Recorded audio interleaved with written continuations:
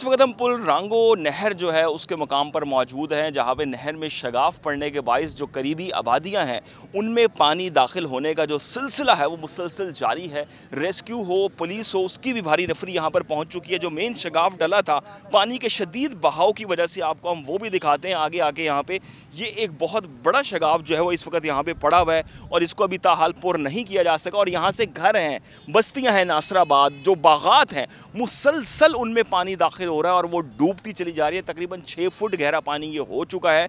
एक ये शगाफ डला था, एक इससे पहले हमने आपको शगाफ दिखाया, एक इससे आगे फिर इंतजामिया ने जो है वो प्रेशर को कम करने के लिए खुद एक शगाफ डाला। मजमूई तौर पे पुल रांगो नहर पे 3 शगाफ डाल दिए गए हैं।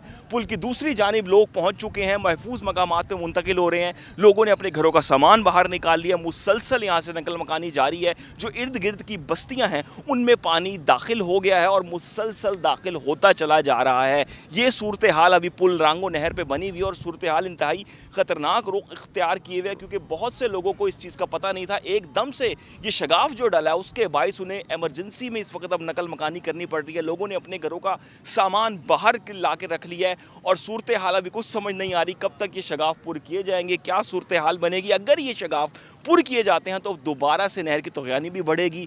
अगर जिस तरह से इंतजामिया ने एक और शगाफ डाला है तीसरा, उसके बाद जाके कोई सूरत हाल बेहतर हुई है तो, लेकिन जो आबादियां हैं वो पानी में इस वक्त डूबती चली जा रही है। और इसके साथ साथ आगे जाके ये पानी हाईवे, जो मेन हाईवे है जो कि मुल्तान से खानेवाल की जानिब जाती है, सड़क पे भी पानी तकरीबन आ चुका है और वहां पर भी पहुंच रहा है। ये तमाम तर सूरत हाल इस वक्त यहाँ पे पैदा हो गई है। जी।